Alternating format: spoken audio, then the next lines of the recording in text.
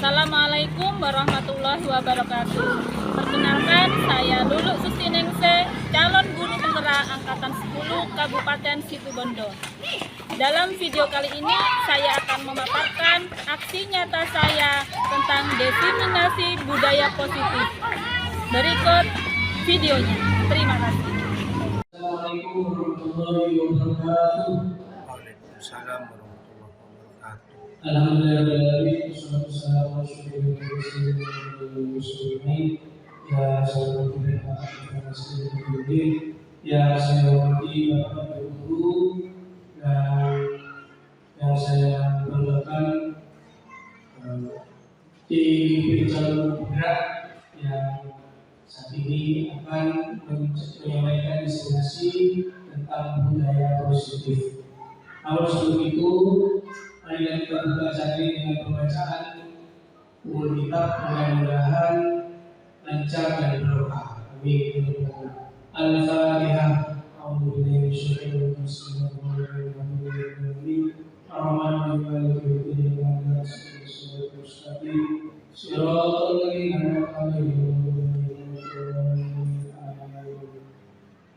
Baik, selanjutnya sambutan kepada sunnah kepada yang terhormat Bapak Haidar Pak MPD Desa. Bismillahirrahmanirrahim. Assalamualaikum warahmatullahi wabarakatuh. Waalaikumsalam warahmatullahi wabarakatuh. Yang saya hormati dan saya banggakan Ibu Lulu Sustiningsih, calon guru penggerak Angkatan 11, Angkatan 10, Bapak Ibu PKP saya dan hadir saat ini. Pertama, kita mengucapkan puji syukur kepada Allah karena pagi ini Bapak Ibu kita ditakdirkan ada di ruangan ini, meskipun jumlah kita tidak sampai 10 orang, tapi insya Allah sudah dipenuhi syarat untuk mendengarkan pemaparan aksi nyata tentang diseminasi budaya positif. Bapak Ibu sekalian, kurikulum Merdeka ini memang menjadikan beberapa hal baru yang harus kita kembangkan dalam pembelajaran di sekolah khususnya. Salah satunya adalah pembelajaran yang berpihak pada murid, pada siswa. Artinya Bapak Ibu sekalian, nanti kita akan mendapatkan penjelasan bahwa kurikulum yang kita lakukan saat ini adalah kurikulum yang menjadikan siswa itu sebagai subjek, bukan objek. Artinya segala hal yang berkenaan dengan pembelajaran pendidikan sekolah, khususnya pembelajaran kelas, harus selalu mengedepankan kepentingan dan kebutuhan siswa. Insya Allah intinya semacam itu Bapak dan Ibu sekalian. Jadi oleh karena itu dalam 1 jam ke depan ini kita akan mendapatkan penjelasan dari Ibu Lulu tentang bagaimana pembelajaran yang berpihak pada murid. Jadi nanti insya Allah yang akan diatur oleh guru berapa jam beliau akan berapa menit beliau akan menyampaikan ulasannya, dan akan lebih baik nanti kalau setelah pemaparan kita banyak berdiskusi sehingga ada komunikasi timbal balik antara Bapak Ibu peserta dengan narasumber sekalian. Sehingga kalau pembelajaran, kalau penyampaian materi saat ini berlangsung 2 arah, insya Allah tujuan dan pemahaman kita tentang bagaimana menerapkan pembelajaran yang berpihak pada murid di tahun yang akan datang, tahun pelajaran yang akan datang, semua kelas sudah menerapkan. Jadi tidak ada yang K13, tidak ada yang umur, semuanya melaksanakan Nanti silakan Bapak Ibu lakukan beberapa komunikasi komunikasi dua arah dengan narasumber. Mudah-mudahan seperti yang disampaikan Pak Nino tadi, apa yang kita upayakan saat ini membawa barokah, membawa manfaat, karena kita harus terus belajar meskipun kita sudah menjadi pengajar. Karena belajar itu tidak mengenal kata berhenti, apalagi dalam suasana era teknologi demikian cepat. Demikian yang bisa saya sampaikan sebagai pengantar dari penyampaian sinyalitas kali ini. Kurang lebihnya saya mohon maaf. Selamat mengikuti dan wabillahi taufiq wal hidayah. Assalamualaikum warahmatullahi wabarakatuh. Baik, Bapak Ibu yang kami hormati, berada di beberapa sambutan dari kepala sekolah. Mari selanjutnya kita ikuti penyampaian dari calon guru muda yang isinya kita diskusi budaya positif pengabdian pendidikan yang berpihak kepada waktu seluas-luasnya. Silakan disampaikan kepada guru.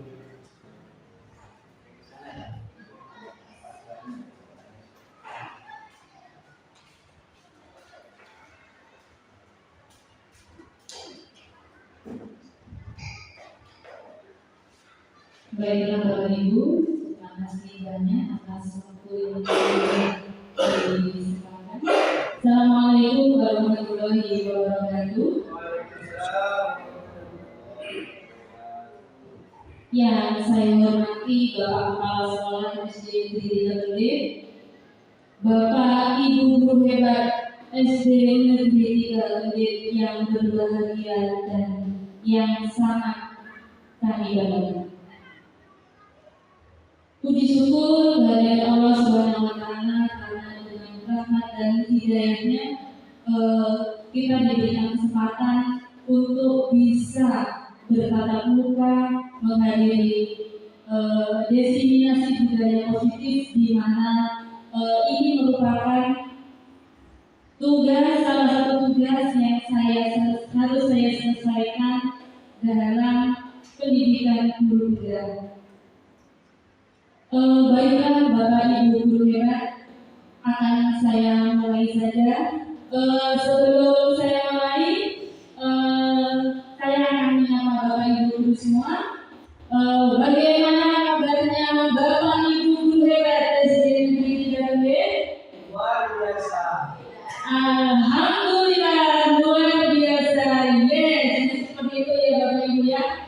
Bagaimana kabarnya Bapak Ibu guru hebat SD Negeri Tegalib? Alhamdulillah, luar biasa. Yes.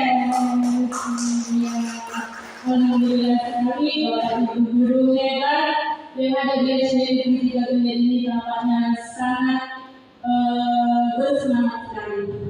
Baiklah Bapak Ibu guru, di sini saya akan memaparkan tentang budaya positif. Budaya positif menghadirkan pendidikan yang berpihak pada murid.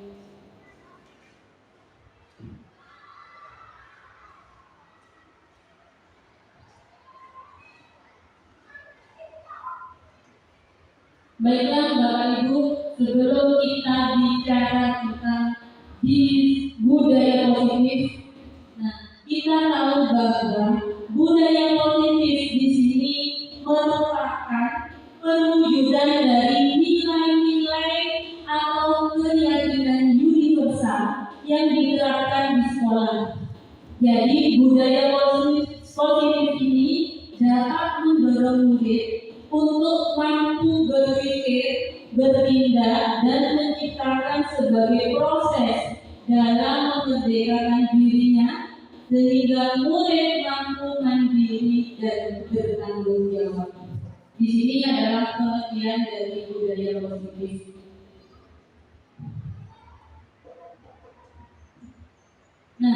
Bicara kaitannya dengan budaya positif, di sini ada beberapa budaya positif. Yang pertama yaitu pembelajaran dengan paradigma baru. Seperti apakah pembelajaran dengan paradigma baru itu?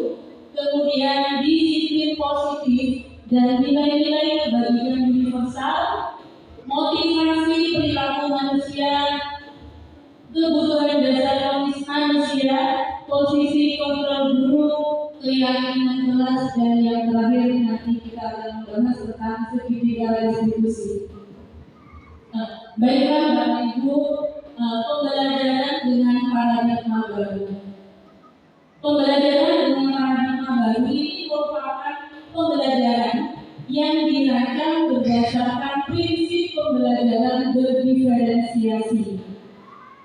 Sehingga di sini peserta didik itu belajar sesuai dengan kebutuhannya berdasarkan tahap perkembangan sesuai dengan teori psikologi modern untuk mewujudkan profil pelajar Pancasila. Kita tahu semua bahwa profil pelajar Pancasila itu memiliki 6 dimensi. Yang pertama, beriman, bertakwa kepada Tuhan Yang Maha Esa. Mungkin ini sering kita dengar saat siswa-siswa kita menyampaikannya. Berkebinekaan global, bergotong royong, kreatif, bernalar kritis, dan mandiri. Ini adalah 6 dimensi profil pelajar Pancasila. Nah, sebelum saya lanjut ke materi berikutnya, menurut Bapak Ibu, apa yang ada di Bapak Ibu semua jika kita itu mendengar kata disiplin? Monggo Bapak Ibu bisa mengatakannya. Ya, silakan guru kita. Oke, bertindak sesuai dengan aturan. Bagus sekali jawabannya. Mungkin Bapak Ibu berjawab yang lain. Tegas. Tidak sesuai dengan aturan, tegas. Kemudian ada lagi, dia Bapak itu mengerjakan sesuatu dengan tepat waktu. Hebat, luar biasa pemikiran Bapak Ibu guru, hebat semuanya. Ya, apa yang ada yang sudah disampaikan, jawaban-jawaban yang Bapak Ibu sampaikan memang betul Bapak Ibu. Nah, sekarang kita lanjutkan. Nah, di sini saya akan menyampaikan tentang budaya positif. Memang betul apa yang sudah disampaikan oleh Bapak Ibu semua. Di sini disiplin positif. Jadi disiplin berasal dari kata disiplina yang artinya belajar. Disiplin ini mengacu pada disiplin diri yang memiliki tanggung jawab terhadap apa yang dilakukannya berdasarkan nilai-nilai yang diyakini. Tentunya nilai-nilai yang diyakini itu adalah nilai-nilai yang baik.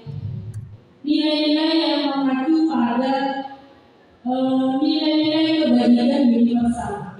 Nah, Bapak Ibu sekalian, di sini disiplin positif itu merupakan salah satu cara penerapan disiplin yang bertujuan untuk menumbuhkan kesadaran serta memberdayakan peserta didik tanpa imbalan penghargaan atau reward, ancaman atau hukuman. Jadi disiplin positif ini tujuannya jadi anak-anak melakukan disiplin itu tidak dalam ranah saya takut kalau saya tidak disiplin nanti saya akan seperti ini.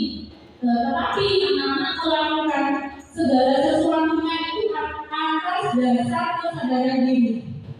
Itu yang dimaksud dengan disiplin positif. Jadi sebagai pendidik tujuan kita di sini adalah menciptakan peserta didik yang memiliki disiplin diri, disiplin yang muncul dari dalam diri kita sendiri, sehingga mereka itu berperilaku mengacu pada nilai-nilai kebajikan universal dan memiliki motivasi intrinsik dalam perubahan perilaku ke arah yang lebih baik. saya lakukan mengenai nilai-nilai kebajikan. Jadi Tokoh Pendidikan Indonesia Ki Hajar Dewantara mengartikan disiplin itu sebagai bentuk kontrol diri, yaitu belajar untuk kontrol diri agar dapat mencapai suatu tujuan yang mulia. Nah, tujuan mulia di sini yaitu mengacu pada nilai-nilai atau prinsip-prinsip mulia yang dianut oleh seseorang. Nah, prinsip-prinsip tersebut yang kita namakan atau kita kenal dengan istilah nilai-nilai kebajikan universal. Nilai-nilai kebajikan universal yaitu nilai di sini nilai yang disepakati bersama. Jadi pengertian nilai-nilai universal itu adalah nilai yang kita sepakati bersama terlepas dari suku bangsa, agama, bahasa maupun latar belakang. Jadi saya beri contoh, misalkan di sini nilai kebajikan merendahkan orang lain. Mohon maaf, kita sebagai umat muslim merendahkan orang lain kalau di agama kita bagaimana Bapak Ibu? Tidak boleh. Tidak hanya di agama Islam, tentunya di agama Kristen, Katolik, Hindu, Buddha yang jelas merendahkan orang lain ini juga tidak boleh. Kemudian itu berdasarkan agama. Misalkan suku bangsa, kita Jawa, merendahkan orang lain oleh suku Jawa termasuk perbuatan yang tidak baik. Tidak hanya suku Jawa, suku Sunda, Madura, Kayangan itu juga merupakan perbuatan yang tidak baik. Maka dari itu nilai-nilai kebajikan itu merupakan nilai yang disepakati bersama. Jadi lepas dari suku bangsa, agama, bahasa maupun latar belakang. Di sini contoh nilai kebajikan profil pelajaran Pancasila, beriman dan bertakwa pada Tuhan Yang Maha Esa, berakhlak mulia, berkebinekaan global, gotong royong, mandiri, kreatif dan bernalar kritis. Ini semua adalah contoh dari nilai-nilai kebajikan. Yang tentunya nilai kebajikan ini sudah menjadi suatu kesepakatan bersama yang lepas dari suku bangsa, agama, bahasa dan maupun latar belakang.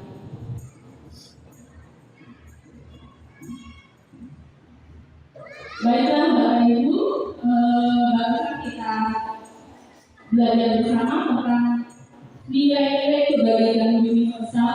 Sekarang di sini ada teori motivasi. Lanjutkan kepada teori motivasi. Nah, sebelumnya di sini ada pertanyaan lagi ya Bapak Ibu ya. Mengapa Bapak Ibu guru hebat hadir tepat waktu? Nah ini jadi alasan Bapak Ibu berangkat ke sekolah. Kita sebagai guru, sebagai pengajar, kita datang ke sekolah tepat waktu itu alasannya kurang Bapak Ibu. Monggo siapa yang mau memberikan pendapatnya silakan. Pak Ainul mungkin. Agar kita bisa menjadi teladan yang baik. Agar kita bisa menjadi teladan yang baik, alhamdulillah luar biasa. Kita bisa berikan dorongan. Mungkin dari Bapak Ibu yang lain, saya takut rekornya terlambat. Mungkin seperti itu motivasinya, alasannya. Mungkin Bapak kepala sekolah malu, ya, alhamdulillah ya. Jujur ya Bapak Ibu ya, di sini tidak mengurangi nilai. Biasanya kalau jawab seperti ini, ada fokus yang tidak Bapak Ibu, ini fokus dari hal semacam itu. Jadi ada dua alasan barusan Bapak kepala sekolah mengatakan malu kepada wali murid ya, terima kasih. Yang Pak tadi karena memberikan pelajaran luar biasa. Mungkin Bapak Ibu yang lain boleh karena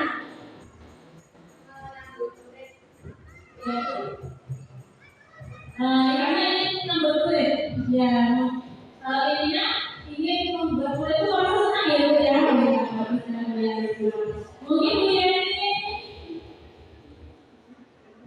Tidak apa Bu ya, jujur saja kita ya. Mungkin saya tidak berikan rekam Bu nanti terlambat. Takut telat, ya takut telat, takut telat. Nanti otomatis check-up-nya tidak akan ya Bu ya.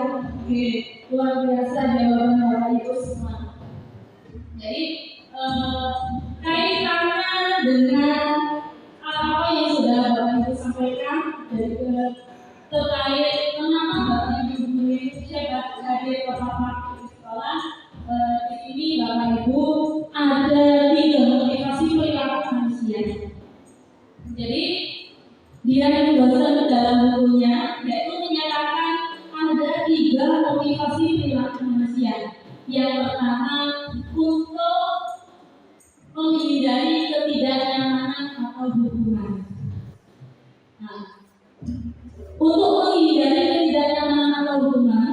Kemudian yang kedua untuk mendapatkan imbalan atau penghargaan dari orang lain. Kemudian yang ketiga, mohon maaf ini saya nyebutnya ya, untuk menjadi orang yang mereka inginkan dan menghargai diri sendiri dengan nilai-nilai yang mereka percaya. Bapak Ibu, nah dari jawaban Bapak Ibu nanti Bapak Ibu bisa menyimpulkan kira-kira jawaban saya nanti itu masuk ke dalam motivasi perilaku yang nomor berapa? Nanti kita bahas satu-satu. Untuk menghindari ketidaknyamanan atau hubungan, di sini ini adalah tingkat terendah dari motivasi perilaku manusia. Biasanya orang yang motivasi perilakunya untuk menghindari hubungan atau ketidaknyamanan akan bertanya apa yang akan terjadi apabila saya tidak melakukannya. Jadi mereka pasti yang ada di benak mereka, saya kalau ini saya ya Bapak Ibu ya, saya contohkan kepada saya, saya kalau tidak cekok, otomatis nanti paten saya, ketidakhadiran saya pasti kurang bagus. Pastinya nanti saya akan mendapatkan konsekuensi terhadap perilaku yang sudah dilakukan. Berarti motivasi saya seperti itu, berarti saya di sini masih dalam motivasi yang pertama, yaitu menghindari ketidaknyamanan atau hubungan. Kemudian di sini yang kedua, untuk mendapatkan imbalan atau penghargaan dari orang lain. Jadi motivasi ini satu tingkat di atas motivasi yang pertama. Di sini orang berperilaku untuk mendapatkan imbalan atau penghargaan dari orang lain. Jadi orang dengan motivasi ini akan bertanya, apa yang akan saya dapatkan apabila melakukannya. Jadi bila melakukan suatu kegiatan karena ingin mendapat imbalan, baik puji-puji dan sebagainya. Itu motivasi yang kedua. Nah, motivasi yang ketiga di sini untuk menjadi orang yang mereka inginkan dan menghargai diri sendiri dengan nilai-nilai yang mereka percaya. Orang dengan motivasi ini akan bertanya, akan menjadi orang yang seperti apa apabila saya melakukannya. Jadi mereka itu melakukan sesuatu karena nilai-nilai yang mereka yakini dan mereka hargai. Dan mereka melakukannya karena mereka ingin menjadi orang yang melakukan nilai-nilai. Mereka melakukan karena ingin menjadi orang maksudnya yang lebih baik. Nah, dari ketiga motivasi ini bisa dikelompokkan menjadi 2, yaitu motivasi eksternal dan motivasi internal. Motivasi eksternal di sini yang dimaksud adalah motivasi yang muncul dari Tuhan. Jadi kita melakukan segala sesuatunya karena ini untuk menghindari ketidaknyamanan atau hubungan, untuk mendapatkan imbalan atau penghargaan dari orang lain. Jadi motivasi eksternal. Kemudian motivasi berikutnya yaitu internal. Motivasi internal yaitu untuk menjadi orang yang mereka inginkan dan menghargai diri sendiri dengan nilai-nilai yang mereka percaya. Jadi di sini dari ketiga motivasi perilaku di sini, motivasi internal ini yang sesungguhnya diharapkan agar segala sesuatunya itu atas dasar keyakinan. Nah, untuk agar motivasi internal itu tercapai, makanya kita sebagai seorang guru harus paling tidak kita harus menghindari hukuman dan pemberian penghargaan secara berlebihan untuk meminimalisir motivasi eksternal yang ada dalam diri murid. Karena apa Bapak Ibu? Misalkan, ayo anak, memang sekarang kamu belajar ya, besok karena nanti kalau mendapat nilai 100 Bapak Ibu akan memberikan hadiah. Nah, yang diharapkan itu termasuk motivasi eksternal. Karena apa? Anak itu akan mau belajar, akan mau berusaha karena adanya motivasi untuk mendapatkan imbalan baru. Tetapi kalau murid itu belajar atas dasar kesadaran yang dimiliki, oh saya belajar supaya saya ini pintar, supaya saya ini bisa tentang apa yang sudah dikajarkan oleh guru saya itu nanti hasilnya akan lain.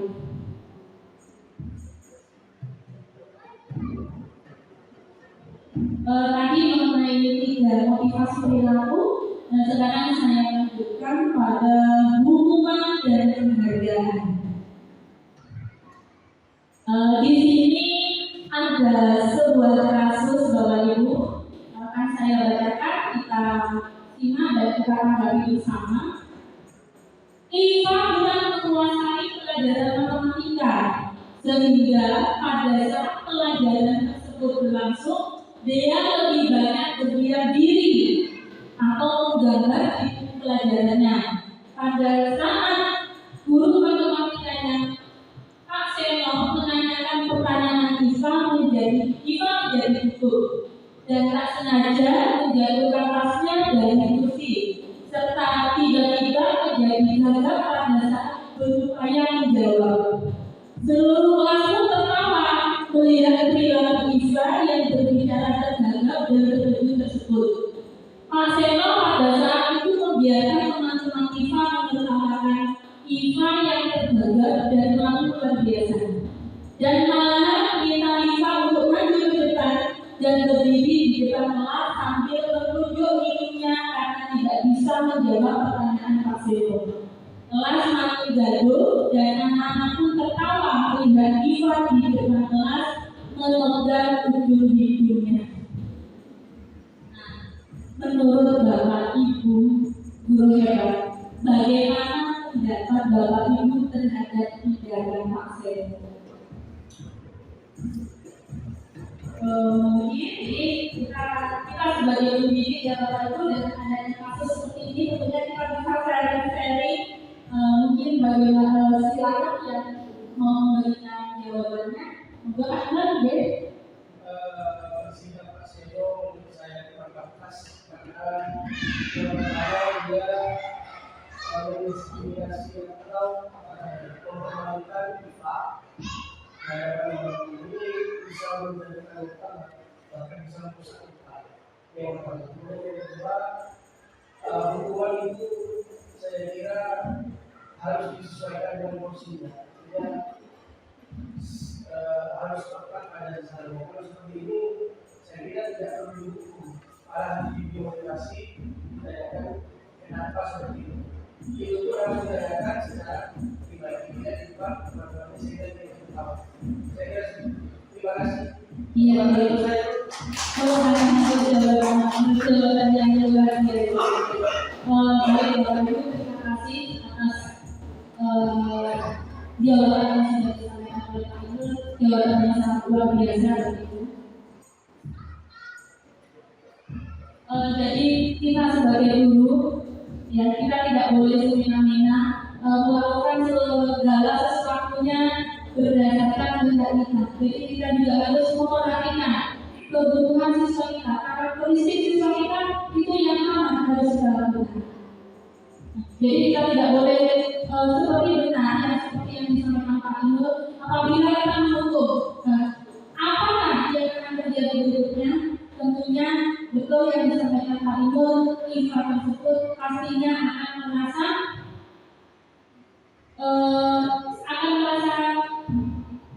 tertekan. Jadi yang jelas bisa jadi tekanan itu akan memberikan pengaruh buruk terhadap IFA. Baik Bapak Ibu, saya lanjutkan. Tindakan terhadap suatu pelanggaran pada umumnya berhubungan atau konsekuensi. Jadi seperti yang pada kasus yang tadi yang sudah dilakukan maksimal pada IFA. Jadi ada satu yang diperkenalkan dalam program disiplin yang dinamakan restitusi. Nah, di sini tadi tindakan yang dilakukan Pak Seno termasuk, jadi tindakannya tadi termasuk apa Bapak Ibu yang dilakukan Pak Seno? Itu termasuk hukuman ya, luar biasa. Jadi kita sebagai guru tentunya kita harus menghindari hukuman supaya apa? Kita itu tidak memberikan sesuatu menanamkan sesuatu yang kurang baik kepada siswa kita. Salah satunya apabila kita memiliki siswa mungkin yang menghadapi permasalahan. Nah, di sini pada budaya positif kita itu dikenalkan dengan istilah yang namanya restitusi. Di mana restitusi itu adalah proses menciptakan kondisi bagi murid untuk memperbaiki kesalahan mereka, sehingga mereka bisa kembali pada kelompok mereka dengan karakter yang lebih kuat. Tadi seperti kasus yang sudah disampaikan oleh Pak Eko, dengan adanya tindakan menyuruh IFA, memegang itu dan lain sebagainya, tentunya IFA di situ mendapatkan perlakuan yang kurang baik dari temannya. Nah, itulah makanya kenapa restitusi ini muncul Bapak Ibu, yaitu untuk mengembalikan mereka pada kelompoknya mereka dengan karakter yang lebih kuat. Jadi restitusi juga merupakan proses kolaboratif yang mengajarkan murid untuk mencari solusi untuk permasalahan mereka dan membantu murid berpikir tentang orang seperti apa yang mereka inginkan dan bagaimana mereka harus memperlakukan orang lain. Hukuman, dan seperti tadi, seperti di kasus tadi, hukuman. Jadi hukuman di sini bersifat tidak terencana atau tiba-tiba. Begitu ada anak tidak bisa mengerjakan, masuk seperti ini. Ada anak terlambat, masuk ke ini untuk 100 kali mungkin dan sebagainya. Itu termasuk hukuman. Jadi bersifat tidak terencana atau tiba-tiba. Anak atau murid tidak tahu apa yang akan terjadi dan tidak dilibatkan. Jadi di sini hukuman bersifat terparah dari pihak guru yang memberikan dan murid hanya menerima suatu hukuman tanpa melalui suatu kesepakatan atau pengarahan dari pihak guru, baik sebelum atau sesudahnya. Hukuman yang diberikan bisa berupa fisik maupun psikis. Jadi murid atau anak disakiti oleh suatu perbuatan atau kata-kata. Oh, kamu itu bodoh, tidak mau belajar. Nah, seperti itu. Itu secara tidak langsung kita sudah memberikan hukuman yang bersifat verbal, perkataan, dan itu sangat menyakitkan pada murid. Nah, yang kedua di sini ada konsekuensi. Kalau konsekuensi di sini Bapak Ibu sudah rencana atau sudah disepakati, sudah dibahas dan disetujui oleh murid dan guru. Umumnya bentuk-bentuk konsekuensi ini dibuat oleh pihak guru atau sekolah dan murid sudah mengetahui sebelum konsekuensi yang akan diterima bila ada pelanggaran. Pada konsekuensi, murid tetap dibuat tidak nyaman untuk jangka waktu yang pendek. Ini perbedaan hukuman, konsekuensi, dan restitusi.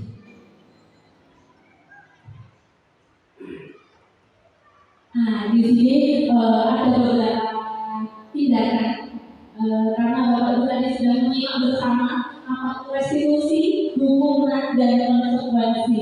Nah, di sini hukuman atau konsekuensi kan tindakan guru mencatat 100 kali di dalam buku kalimat saya tidak akan terlambat lagi karena terlambat ke sekolah. Mungkin dulu kalau zaman saya sekolah tidak ada pelajaran PR boleh 100 kali di buku tulisnya. Nah, ini termasuk hukuman atau konsekuensi Bapak Ibu.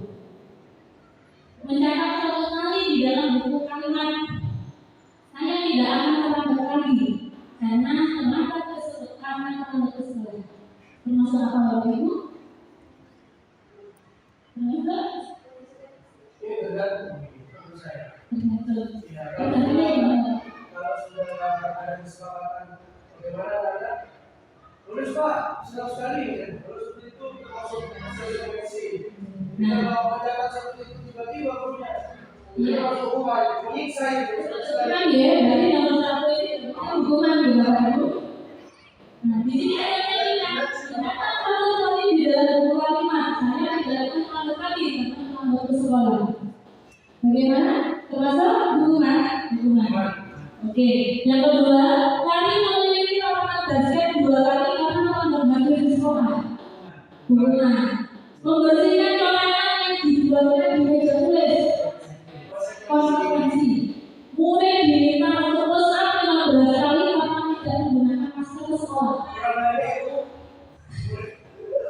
Saya coba ya, menggantikan kertas tugas rumah yang telah dicoret-coret. Konsekuensi. Berjemur di lapangan basket pukul 12 siang karena ngobrol dengan teman. Hukuman. Ya, kita bisa cross-check. Ternyata jawaban Bapak Ibu sangat luar biasa. Kita beri tepuk tangan untuk kita semua. Oke, saya lanjutkan. Saya kira Bapak Ibu sudah pemahamannya luar biasa tentang apa itu konstitusi, konsekuensi dan Bapak Ibu guru hebat di menit saat kita berulang lagi menjanjikan hadiah kepada anak-anak agar berperilaku bertanggung jawab atau kepada seorang murid agar mempelajari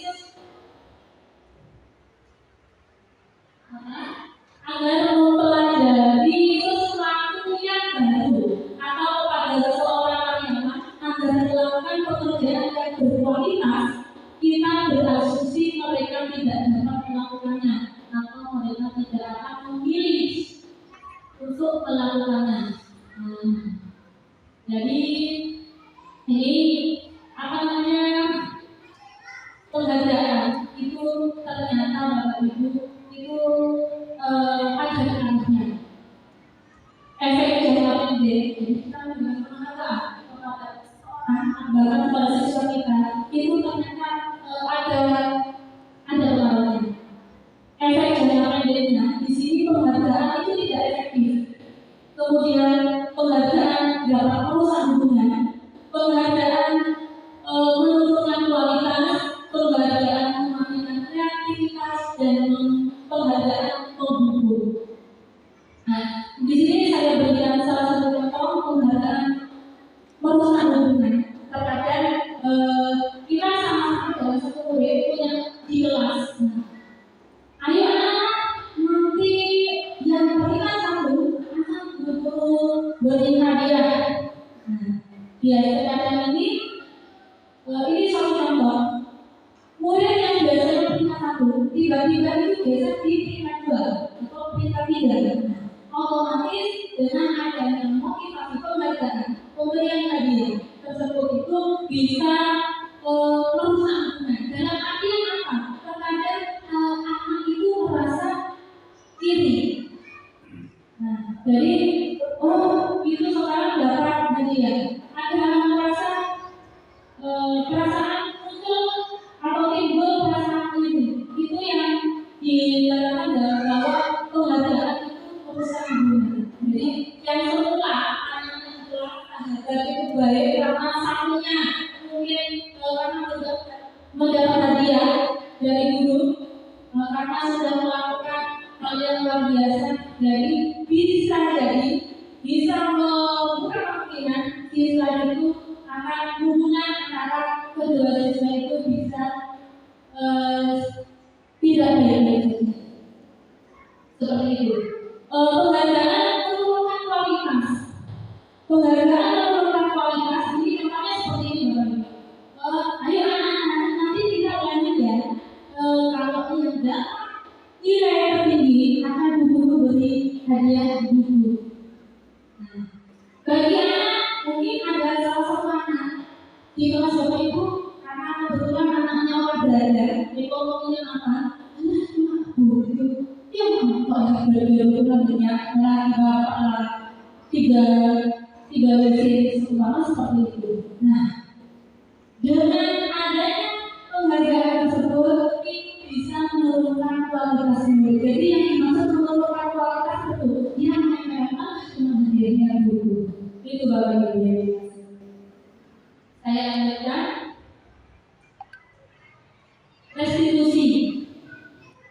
Jadi seperti yang tadi, restitusi adalah proses menciptakan kondisi bagi murid untuk memperbaiki kesalahan mereka, sehingga mereka bisa kembali pada kelompok mereka dengan karakter yang lebih kuat. Murid belajar dari kesalahan untuk menjadi lebih baik untuk masa depan mereka. Untuk masa depannya, mereka akan mendapatkan pelajaran yang bisa mereka pakai untuk menjadi orang yang lebih baik. Jadi di sini restitusi itu banyak sekali manfaatnya, Bapak Ibu. Bisa restitusi itu memperbaiki hubungan. Restitusi adalah catatan, bukan pasangan. Restitusi itu menuntun untuk melihat ke dalam diri. Restitusi mencari kebutuhan dasar yang mendasari tindakan. Jadi contohnya memperbaiki hubungan. Jika ada murid kita melakukan kesalahan, jadi kita tidak semena-mena kami misalkan mereka terlambat, Bapak Ibu. Kenapa kamu terlambat? Anakku sudah kamu paham karena kamu sudah terlambat.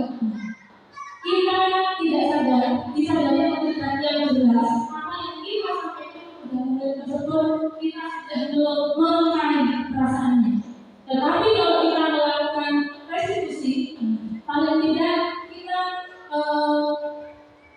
murid itu bisa memperbaiki hubungan yang semula kalau kita sebagai guru menghukum, yang otomatis murid itu akan merasa apa istilahnya jengkel pada guru, walaupun murid itu tidak bisa mengutarakannya.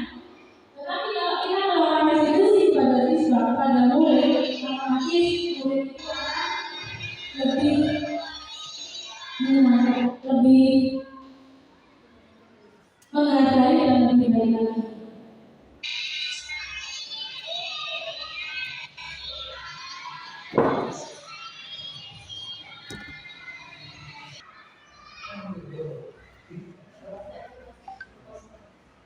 Keyakinan kelas. Mengapa keyakinan kelas?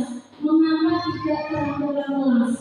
Nah, ini ada pertanyaan lagi. Mungkin Bapak Ibu, apa sih bedanya keyakinan kelas dengan peraturan kelas? Kayaknya sama saja. Mungkin Bapak Ibu bisa menyampaikan pendapatnya untuk saja. Oh, berbicara enggak? Enggak.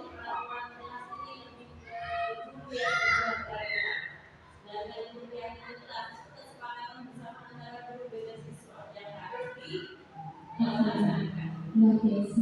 Mungkin dari Bapak Ibu yang lain? Sama iya ya, luar biasa.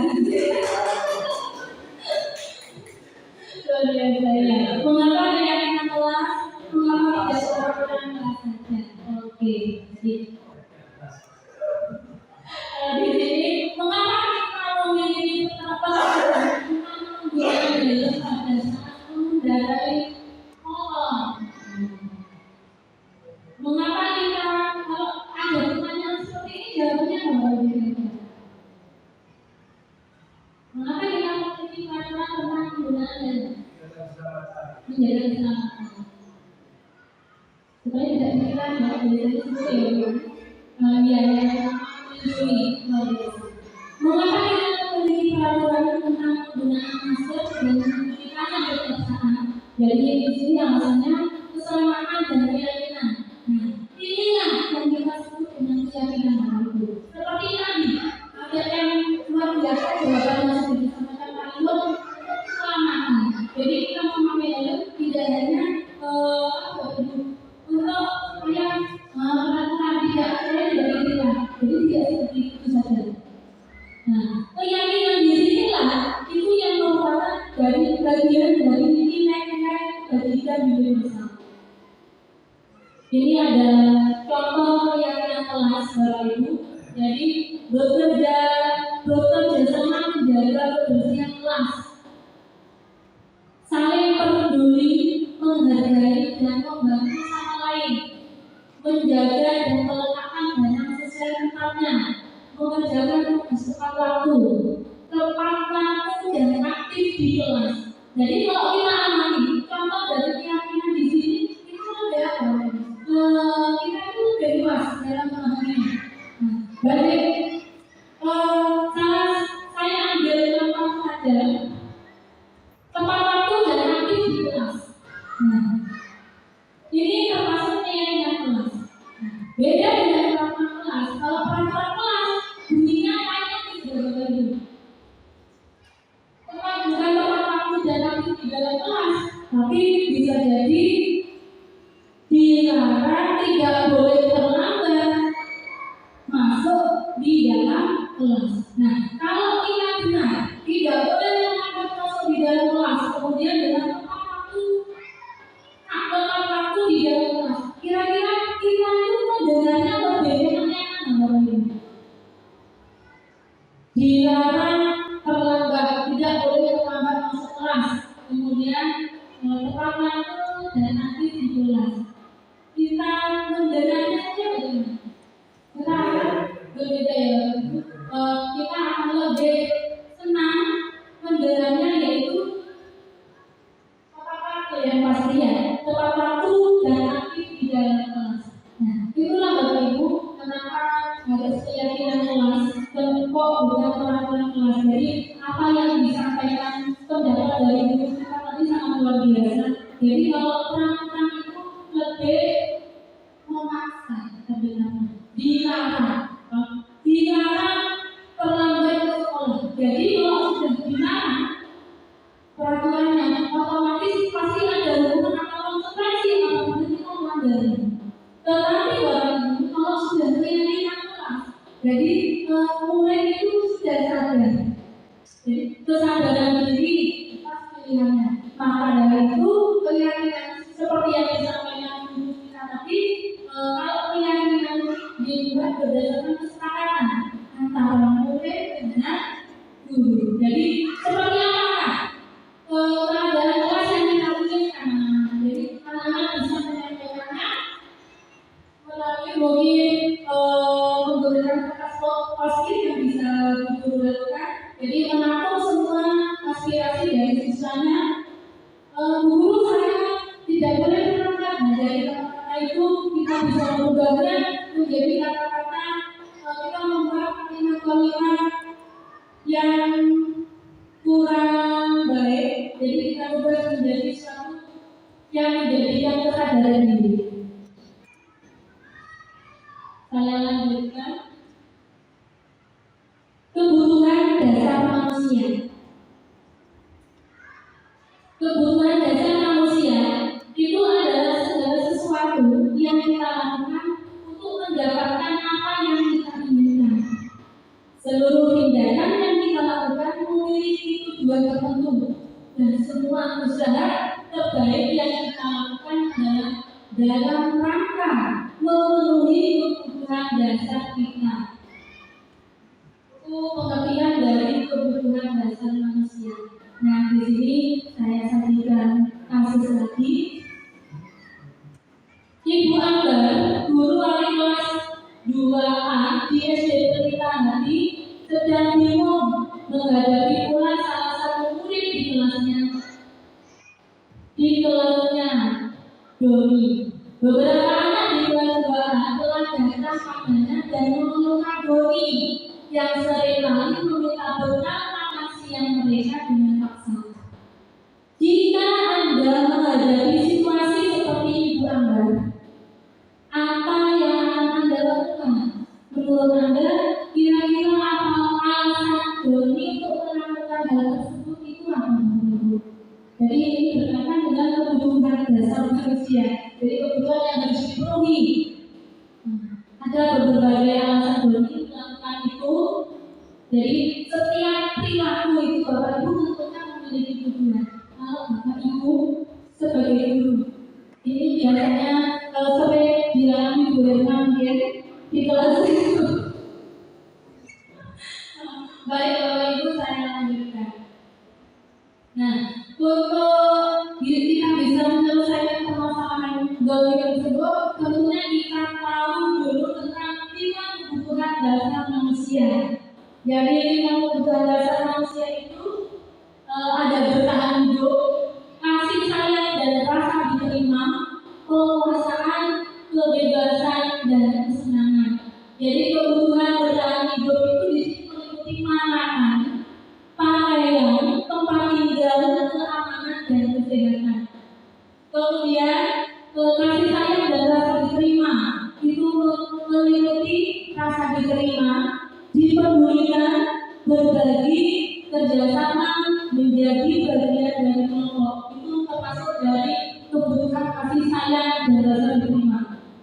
Kebutuhan kekuasaan, harga diri, keinginan untuk dianggap, memimpin, berprestasi, diakui dan didengar. Dan kebutuhan dasar yang keempat, mandiri, memiliki pilihan, mencoba hal baru, mampu mengendalikan arah dirinya. Dan yang terakhir di sini kebutuhan kesenangan yaitu beriman, humor, antusiasme, tertawa. Ini termasuk ke dalam kebutuhan kesenangan. Kebutuhan bertahan hidup, jadi kebutuhan ini bersifat fisiologis, seperti yang sudah disampaikan tadi. Nah, di sini dalam kasus Doni yang tadi yang meminta makanan kepada temannya. Jadi dalam kasus Doni, apabila jawaban Doni ketika ditanya oleh Ibu Ambar karena ia lapar dan orang tuanya tidak membawakan bekal makan siang, maka kebutuhan dasar yang berusaha Doni penuhi ini adalah kebutuhan untuk bertahan hidup. Kemudian dari kasus tersebut, apabila Doni, jawaban Doni itu alasan mengambil bekal temannya karena dia merasa senang. Kenapa mengambil bekal temannya? Saya senang Bu, karena teman saya jadi memperhatikan. Mulanya lah istilah Maduranya. Jadi ketika temannya melakukan tindakan itu kepada gurunya dan gurunya memberitahu orang tuanya, sehingga orang tua Doni nanti memperhatikan dia. Nah, jadi maka Doni itu berusaha memenuhi kebutuhan dasar, yaitu berupa rasa kasih sayang dan rasa diterima. Jadi terkadang anak-anak kita seperti ini Bapak Ibu di kelas.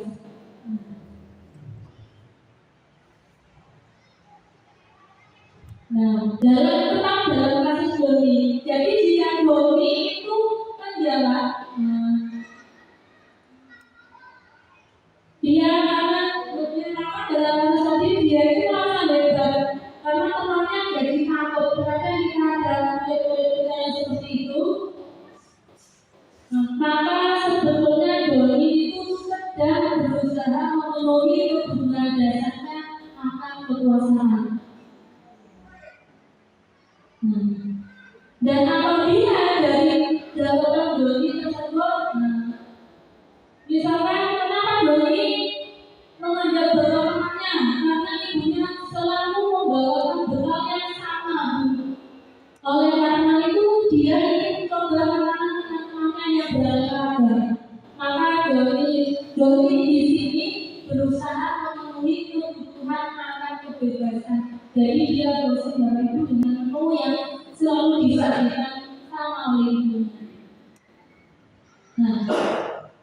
Yang terakhir di sini, Doni menjawab bahwa ia menemukan kata isu saja dan ia menikmati ekspresi wajah teman-temannya yang mesra. Jadi senangnya lah, karena anak-anak kalau nyalah ke temannya, mengganggu temannya itu ada rasa kepuasan. Nah, berarti di sini Doni itu berusaha untuk memenuhi kebutuhan akan kesenangannya. Jadi mereka kan itu beragam. Ada yang nakal, ada yang senang mengganggu temannya. Berarti anak itu berusaha memenuhi kebutuhan dasarnya yaitu berupa kesenangan. Nah, anak didik itu dituntut agar ketika memenuhi kebutuhan dasarnya tanpa melanggar nilai-nilai kebaikan. Jadi kita sebagai guru, karena anak-anak seperti Doni tadi senang melihat temannya sudah merasa jadi ada kepuasan sendiri karena sudah membantu temannya. Dia ingin memenuhi kebutuhan dasarnya yaitu tentang kesenangan. Maka kita sebagai guru hendaknya kita bisa menuntut agar anak didik kita itu dalam memenuhi kebutuhan dasarnya tanpa melanggar nilai-nilai kebaikan dari siswa. Posisi kontrol guru. Jadi kita sebagai seorang pendidik, sebagai seorang guru, tentunya kita itu tidak akan terlepas Bapak Ibu dengan yang namanya posisi kontrol. Jadi sebagai seorang guru kita memiliki 5 posisi kontrol. Yang pertama di sini sebagai penghukum. Luar biasa ya, menakutkan bahwa sudah bicara tentang penghukum. Yang kedua, pembuat merasa bersalah. Jadi sebagai guru, posisi guru terhadap anak didiknya itu dalam menangani suatu masalah itu bisa sebagai pembentuk, pembuat merasa bersalah, sebagai teman, pemantau atau manajer. Nah, dari 5 posisi kontrol guru, di sini saya sajikan kasus siswa tidak memakai atribut lengkap pada saat upacara. Apabila guru itu berposisi sebagai pembuka, maka yang akan dilakukan guru di sini menyuruh siswanya untuk berdiri di depan kelas. Berarti Bapak Ibu, misalkan ada murid kita tidak pakai atribut, ayo anak kamu tidak pakai atribut anak, kamu berdiri di mana terjadi kelas. Jadi kita sudah melakukan posisi kontrol tindakan kita sebagai pembuka. Nah, di sini yang kedua, pembuat merasa bersalah. Di sini yang dilakukan Bapak Ibu, beberapa kali Bu Guru harus memberitahu aku, Bu Guru kecewa sama kamu. Jadi di sini anak-anak dengan adanya pertanyaannya guru, berapa kali Bu Guru harus memberitahu anakku, Bu Guru kecewa. Kita itu sudah berarti posisi kontrol yang dilakukan guru di situ yaitu membuat rasa bersalah. Jadi anak-anak ini yang ada di dalam dirinya adalah rasa bersalah terhadap atas perilaku yang sudah dilakukan. Kemudian sebagai teman. Nah, dalam posisi kontrol sebagai teman ini guru itu biasanya lebih di yang belum ayolah buat guru belajar kali ini tidak apa-apa. Nah, itu mungkin yang bisa dilakukan guru, ya pertanyaan-pertanyaan yang bisa dilakukan guru. Kemudian guru sebagai pemantau.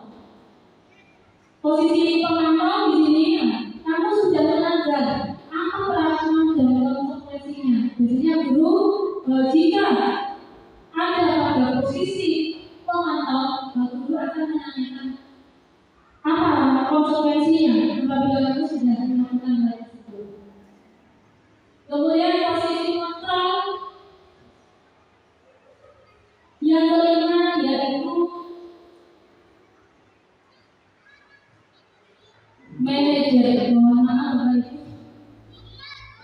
Nah, jadi dalam manajer di sini seorang guru ini bukan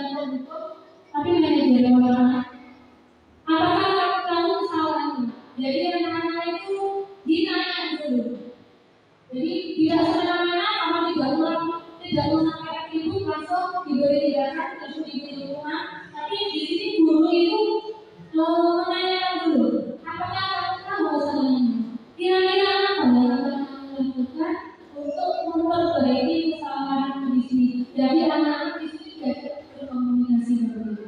Jadi dengan mudah anak-anak itu bisa menyadari kesalahannya dan sadar diri sehingga mau melakukan, mau berubah ke arah yang berbeda.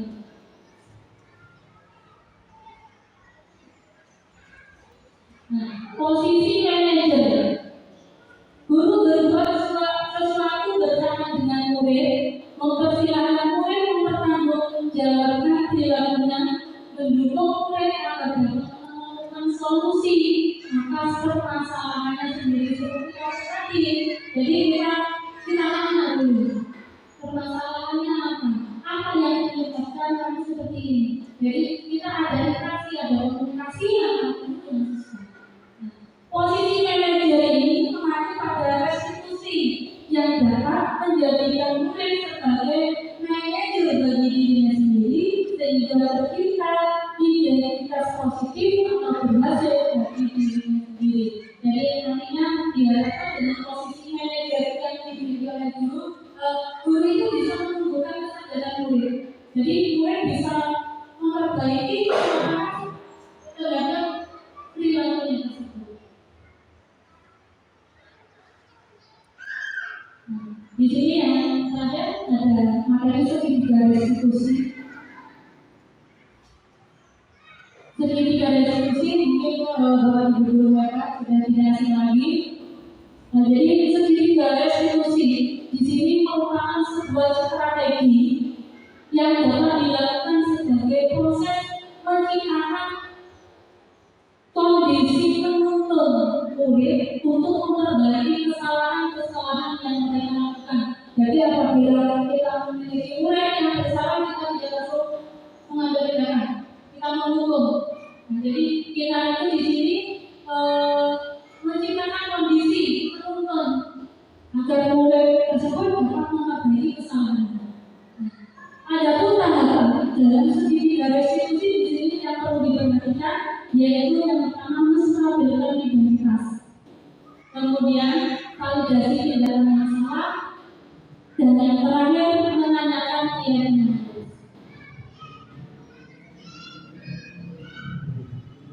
Jadi kalau kita lihat segitiga restitusi seperti ini Bapak Ibu. Dan tadi dalam segitiga restitusi yang pertama, tahapan yang pertama yaitu menstabilkan identitas. Jadi kalau menstabilkan identitas di sini tujuannya yaitu mengubah identitas anak dari orang yang gagal karena melakukan kesalahan menjadi orang yang sukses. Anak yang melanggar peraturan karena sedang mencari perhatian adalah anak yang mengalami kegagalan. Maksudnya seperti kasus tadi, Doni mengambil peraturannya karena dia merasa pas. Jadi itu menunjukkan salah satu identitas yang gagal. Dia mencoba untuk memenuhi kebutuhan dasarnya, namun ada kurang. Dia memenuhi kebutuhan dasarnya, tapi mengganggu kebutuhan dasar yang dimiliki oleh orang lain. Kalau kita ikuti dia, maka kita akan tetap dalam posisi gagal. Kalau ingin menjadi gagal, kalau kita ingin menjadi gagal, maka kita harus meyakinkan si anak dengan cara mengatakan hal yang benar. Seperti ini. Misalkan kemarin saya sudah melakukan restitusi terhadap siswa saya itu contohnya. Jadi saya kemarin siswa saya di kelas 2 itu sering mengganggu temannya. Jadi upaya yang bisa dilakukan kita tidak langsung. Jadi di sini kita tidak boleh menyalahkan. Kita tanya. Mungkin kemarin saya restitusinya kepada Jaya, kemudian saya kebetulan dia mengganggu temannya, jadi saya melakukan restitusi yang merupakan menstabilkan tahap menstabilkan identitas. Contohnya Jaya, ibu guru dengar kemarin Jaya sedang mengganggu anaknya dia bisa menjawab. Apa alasan Jaya mengganggu anak?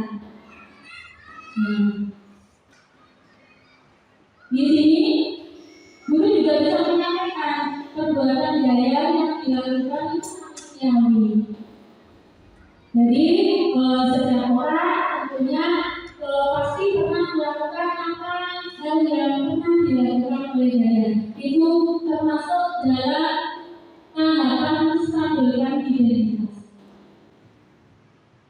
Dan yang kedua di sini validasi tindakan yang salah. Jadi setiap tindakan kita itu dilakukan dengan suatu tujuan, yaitu memenuhi kebutuhan dasar. Jadi di sini kalimat-kalimat yang bisa diutarakan guru pada saat restitusi, yaitu kamu pasti memiliki alasan untuk melakukan hal itu. Apa alasanmu sampai mengganggu temannya? Nah, di situ anak-anak bercerita, oh saya karena ini, karena ini, karena ini. Nah, dengan demikian kita akan melakukan tindakan yang sudah dilakukan oleh anak tersebut. Untuk tahap yang berikutnya yaitu menanyakan keyakinan kelas. Dalam hal ini, ketika identitas sukses telah tercapai, tahap pertama, dan tingkah laku yang salah telah divalidasi, yang merupakan tahap kedua, maka anak akan siap untuk dihubungkan dengan nilai-nilai yang dia percaya dan berpindah menjadi orang yang dia inginkan. Jadi di sini guru itu bisa melakukan tindakan atau pemecahan masalah dengan melakukan pertanyaan-pertanyaan yang tentunya menghubungkan dengan keyakinan anak dengan keyakinan kelasnya tersebut yang sudah diyakini.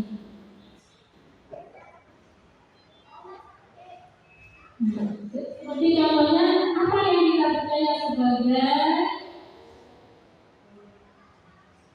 anggota sebagai peserta didik yang ada di kelas. Seperti itu.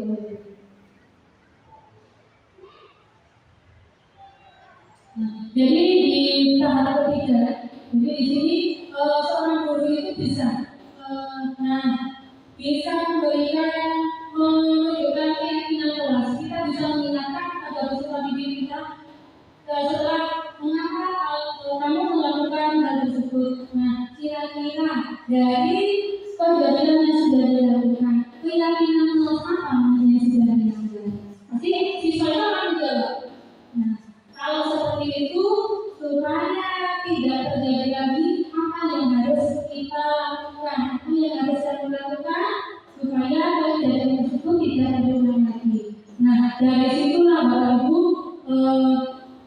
dengan adanya restitusi itu, jadi kita itu tidak menghukum, tidak menghakimi anak didik kita yang memiliki masalah, tetapi kita itu menghadirkan solusi-solusi pemecahan masalah terhadap apa yang sudah mereka lakukan, sehingga mereka itu nantinya diharapkan bisa berkembang, bisa tumbuh menjadi pribadi yang lebih baik lagi.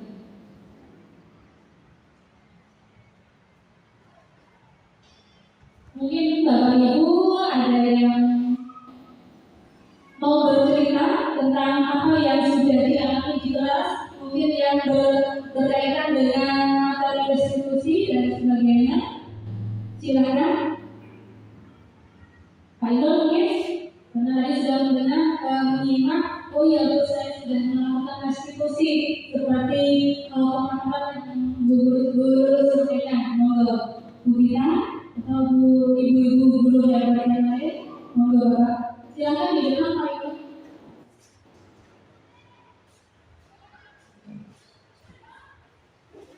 Bismillahirrahmanirrahim. Assalamualaikum warahmatullahi wabarakatuh. Awalnya ketika anak-anak masuk sekolah, saya tegur, kenapa telat? Besok tidak boleh telat lagi. Ini sebenarnya hal kata-kata yang kita hindari, namun saya tidak sadar waktu itu. Dengan efek seperti itu, anak-anak bukan malah asik sama Pak Gurunya, tapi malah menjauh dari Pak Gurunya, sehingga ketika ada permasalahan tidak pernah dilakukan dan tidak pernah diterima. Akhirnya ketika saya jalan sendiri, mereka bercerita ke teman. Oh, ini Pak Guru. Setelah itu, Bapak Guru kan siapa mikir ya? Akhirnya untuk melakukan perbaikan itu, memberikan kesadaran kepada murid, akhirnya saya harus selalu datang lebih pagi. Dan ketika saya terlambat, saya wajib meminta maaf kepada murid atau peserta didik saya. Jadi misalnya saya datang pagi sudah melihat itu, ayo datang lagi.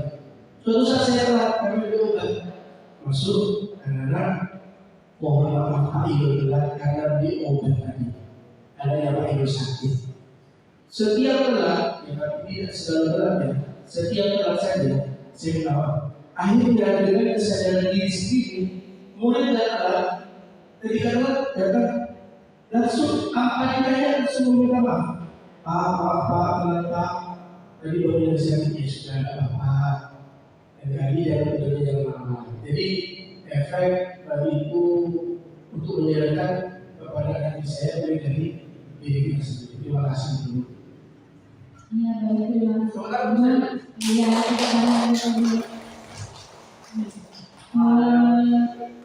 luar biasa cerita yang disampaikan Pak. Jadi segala sesuatu punya itu harus kita mulai dari diri kita sendiri. Jadi apa saja kalau itu sudah dimulai dari diri kita sendiri, motivasi muncul dari diri kita sendiri, kita akan lebih mudah, lebih senang dalam melaksanakannya. Mungkin itu yang bisa saya sampaikan, Bapak Ibu. Terima kasih atas kerjasama dan waktu yang sudah diberikan. Akhir kata, wabillahi taufiq wal hidayah.